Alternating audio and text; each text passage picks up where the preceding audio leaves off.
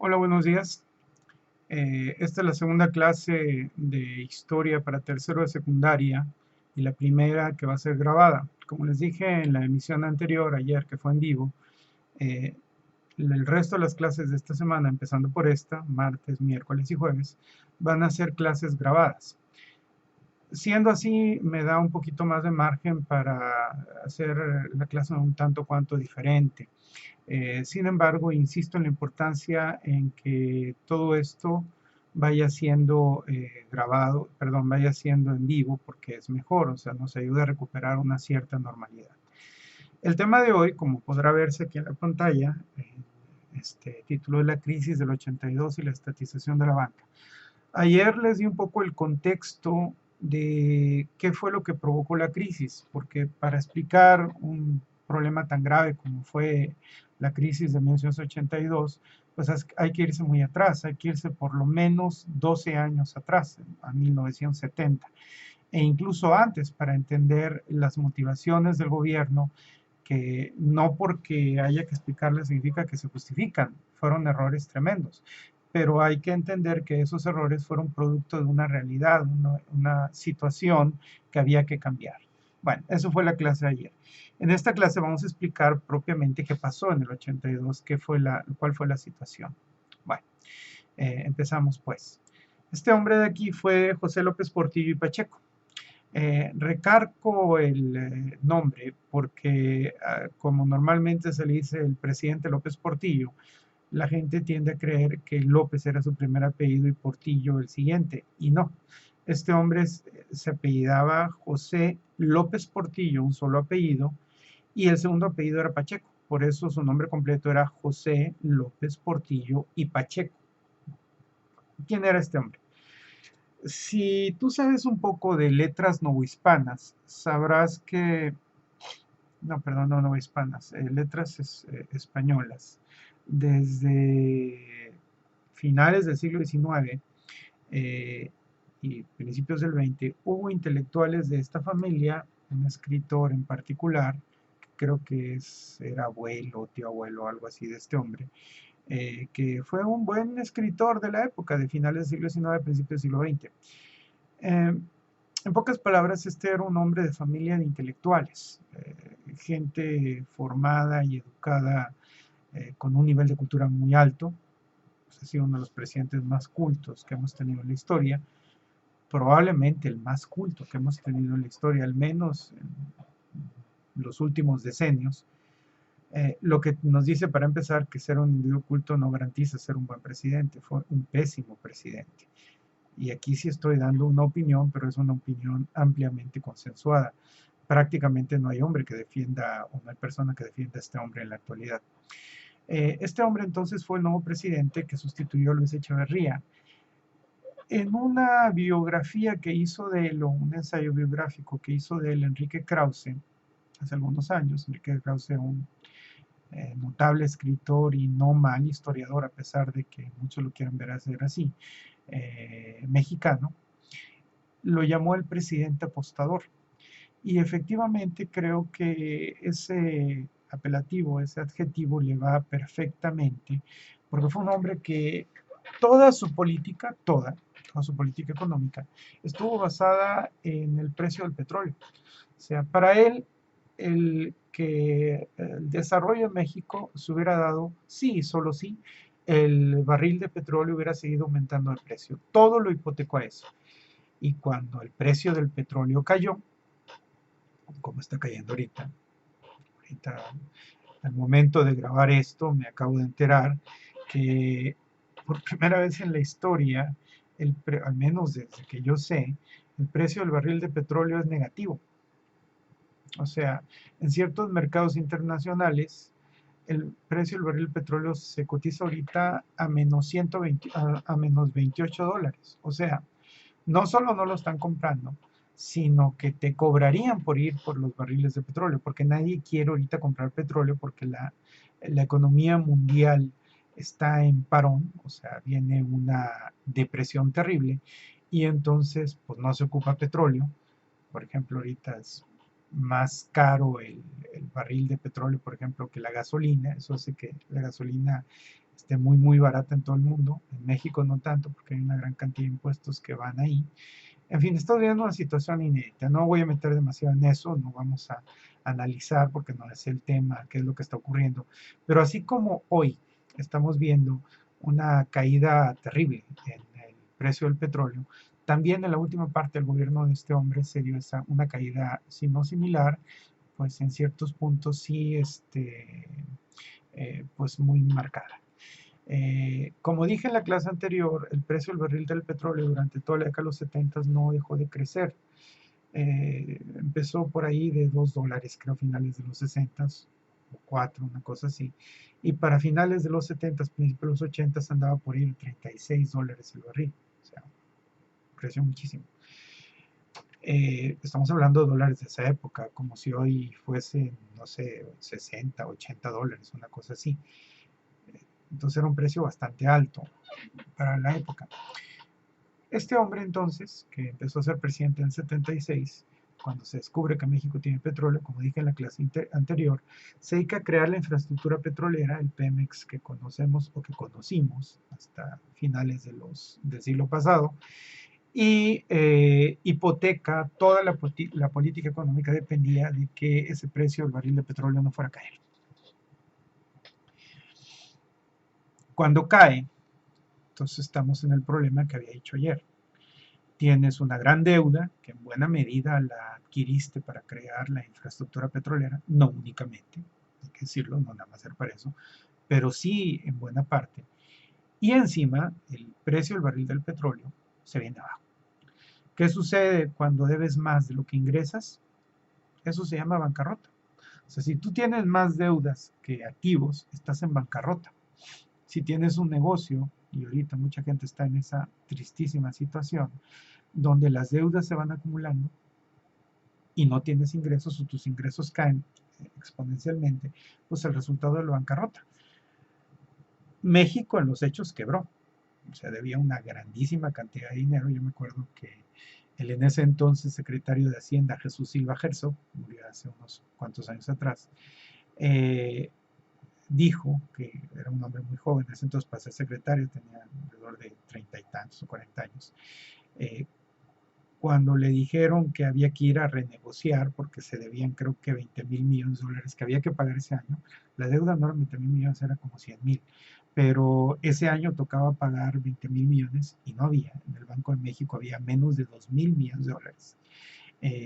Tuvo que ir a Nueva York a reunirse con los banqueros y decirles, pues mira, no solamente no tengo dinero para pagarte, sino que necesito que me prestes para pagarte los intereses.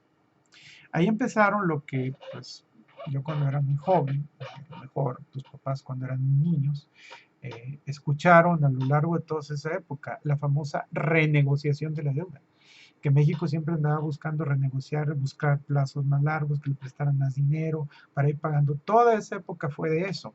Bueno, ahí empezó. Con este hombre, con la bancarrota de este hombre que provoca al país y que en una medida desesperada, en septiembre, no olvidemos que México, los informes de gobierno se dan en septiembre, o sea, cada año el presidente va ante el Congreso y habla por ahí. En septiembre del 82, y esta es una imagen que se hizo célebre de él llorando, porque eso hay que decirlo, era un grandísimo orador, tenía un gran dominio de la escena, actuaba, pues, entonces llorando pide perdón a los pobres y diciendo que ya México había sido saqueado, echándole la culpa a otros, como siempre ha sido práctica de los políticos, y cuando mandan la mayor parte de la culpa era de él. Y emite ese decreto que sorprende a todo el mundo y que hace que se pongan de pie, avisando que para hacer frente a la crisis, a la inminente crisis, que todo el mundo veía ya, pero que todavía no terminaba de golpear, ordenaba la nacionalización de la banca, así se manejó. O sea que el gobierno se apropió de los bancos. La idea era, yo nacionalizo los bancos y de esa manera toda la gente que tenga cuentas en los bancos y demás, pues yo la controlo y establezco un control de cambios. Es decir, prohíbo que, por ejemplo, una persona saque su dinero del país. porque todo el mundo que veía venir la crisis era evidente que iba a venir, pues estaba sacando su dinero del país. Estaba aprovechando que el gobierno se resistía a ordenar la devaluación. En ese entonces no era como hoy. Hoy el peso mexicano pues está libre en el mercado.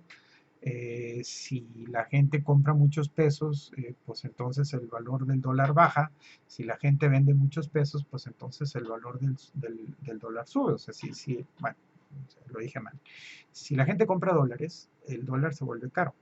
Eso es lo que estamos viendo ahorita. Por eso el dólar pasó de menos de 19 pues llegó a estar a 25. No sé ahorita cuándo anda más ligado, pero porque también ante la crisis mucha gente sacó su dinero, lo convirtió de pesos a dólares para sacarlo del país, porque como se cree que México va a sufrir una crisis mayor que los Estados Unidos y que otros lugares, pues prefieren poner su dinero a salvo fuera del país.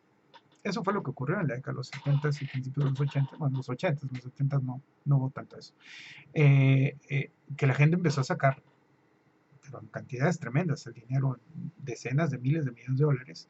Eso fue lo que llevó las reservas del Banco de México a lo que dije más al rato, a ser menos de 2.000 millones que iba a tener en algún momento. Para que te des una idea, ahorita la última vez que oí, las reservas andaban por ahí de 180.000 millones de dólares, ahorita, más o menos. En esa época iba a haber menos de 2.000. La gente sacaba el dinero, o sea, cambiaba sus pesos a dólares y sacaba el dinero. ¿Para qué? La lógica es la siguiente. Vamos a suponer que tú tienes 100 pesos y que el dólar está a 5 pesos el dólar. ¿Cuántos dólares tienes? 50. Sí, 20, perdón. 20. Tienes 20 dólares. Entonces tienes 20 dólares. Tienes 100 pesos que equivalen a 20 dólares. ¿Qué sucede si viene una devaluación y el dólar, en lugar de estar a 10 pesos, pues se va a 20? O a 5 pesos, perdón, se va a 10. Pues quiere decir que esos 20 pesos que tenías, ahora solamente en lugar de comprar 20 dólares, pueden comprar 10. Si tú logras sacar tu dinero, o sea, logras comprar dólares, hacerte dólares, cambiar tus 10 pesos, 100 pesos por 20 dólares, cuando venga la devaluación, pues tú conservas tu dinero, o sea, sigues teniendo 20 dólares, solo que 20 dólares ahora son 200 pesos. Entonces, esa es la idea, por eso es que la gente sacaba el dinero. Obviamente había mucha especulación, obviamente mucha gente hizo negocio con esto, pero la reacción de la gente de sacar el dinero, pues, independientemente de lo que dijera el gobierno, les pidiera que por favor no lo hicieran y lo que tú quieras, el hecho es que era perfectamente lógica y natural, era un movimiento de la gente pues, por proteger lo que tenía. La idea de la nacionalización de la banca fue justamente impedir eso. Al establecer el control de cambios, el gobierno hizo que tú ya no pudieras comprar libremente dólares. O sea, si tú querías comprar dólares, te decíamos, ¿y para qué los quiere? No, es que voy a hacer un viajecito aquí. Ah, bueno, entonces solamente puede comprar 500 dólares y no nada más. Y entonces empezaron a manejar, en la década de los 80, momentos en que llegó a haber hasta 3 paridades cambiarias. O sea, si tú ibas a comprar dólares para ir al extranjero, te costaba 1984, por poner un caso. Ya entonces para ahí andaba cerca de 300 pesos el dólar. Fíjate, para que veas la magnitud de esta devaluación que pulverizó el valor del peso. En septiembre de 1982 todavía teníamos una paridad cambiaria de 22.50, es decir, dabas 22 pesos con 50 centavos, te daban un dólar. 2 años después, andaba rondando por ahí de los 300. A finales del sexenio siguiente, que fue el 88, andaba en más de 3,000. O sea, estamos hablando que para comprar un dólar ocupas más de 3,000 pesos. Eso fue la debacle económica que ocurrió en esto. O sea, fue una crisis terrible. Entonces López Portillo nacionaliza la banca, o sea, la estatiza, la vuelve pública. Aquí tenemos una imagen de la nacionalización de la banca. El presidente, después de anunciar ese septiembre de 1982, que iba, 1 de septiembre, que iba a nacionalizar la banca, al día siguiente se hizo una manifestación, el PRI en la práctica esta que había, y que parece que está regresando, de llevar acarreados, o sea, las organizaciones de transporte que estaban afiliadas al PRI juntaban y se hacían y pues iban a aplaudirle al presidente, llenaron el Zócalo. En los periódicos se manejó como que 1 millón de personas. Eso es imposible, en el Zócalo no cabe 1 millón de personas. Muy apretados, quizás 150,000, pero como quiera, el Zócalo estaba lleno. Y el presidente con su bandera hablando de que México no iba a volver a ser saqueado y todo. Pero en realidad, lo que la gente veía, lo que ocurría, pues es que era una crisis económica terrible. Insisto, la peor crisis en el siglo. Ese diciembre, López Portillo abandona el poder, se lo deja a Miguel de la Madrid Hurtado, que fue el siguiente presidente, que por cierto ya era presidente electo en 1 de septiembre cuando se anunció la nacionalización de la banca, y él no fue consultado. Él manifestó una cara de sorpresa tremenda por la decisión de López Portillo y pues tuvo que pararse y aplaudir y gritar viva el presidente y todo eso, pero en realidad él sabía que esa nacionalización de la banca era un tremendo error, porque para empezar, en un gobierno que no tenía ya un 5, al nacionalizar la banca, el gobierno se apropió, se volvió dueño de una gran cantidad de empresas que eran propiedad de la banca. Por eso es que en esa época el gobierno llegó a tener casinos, fábricas de refrescos, y un montonal de cosas que eran parte, los bancos de México eran dueños de eso. Entonces, con una gran cantidad de empresas que perdían dinero, que la mayoría de ellos perdieran dinero a consecuencia de la crisis, el gobierno que no tenía dinero se tuvo que hacer cargo de ellos. Entonces Miguel de la Madrid se encuentra con esta situación. Un país quebrado, un gobierno que no tiene un centavo y que aparte no produce, tiene una gran déficit en dólares, y que hay que hacer una reconversión económica. O sea, hacer el gobierno más chiquito para que gaste menos, para que no, porque casi no hay recursos, estar renegociando, reconvirtiendo, todo ese tipo de cuestiones. Por eso el sexenio de este hombre fue muy complicado. Eh, Mucha gente lo acusa de haber sido un presidente muy gris, y sí, efectivamente fue un hombre muy gris. Lo que pasa es que yo no veo muchas alternativas que tuviera o que hubiera podido hacer. Otra vez, a lo mejor un economista me dice que no, que se había esta variante o esta otra variante, pero la verdad es que la crisis era brutal. Y esta reconversión consistió en buena medida en privatizar lo que el presidente anterior había estatizado. Se fueron vendiendo las empresas, se fue aligerando el Estado, se fue dejando el peso por primera vez libremente en flota, o sea, que el precio lo fijase el mercado, fue la primera vez que se hizo, y por eso cayó a lo que le estoy diciendo, o sea, hasta 3,000, más de 3,000 pesos por dólar cuando sale Miguel de la Madrid.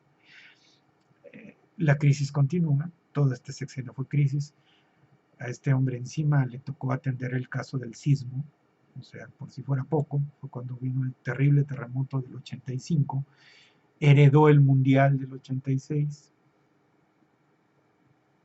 no, no lo heredó, no es cierto, dio su consentimiento, sí, porque el Mundial del 86 nosotros lo adquirimos en el 84, originalmente el Mundial iba a ser en Colombia, y luego Colombia dijo, ¿saben qué? Pues siempre no puedo, y 2 años antes salimos de emergentes.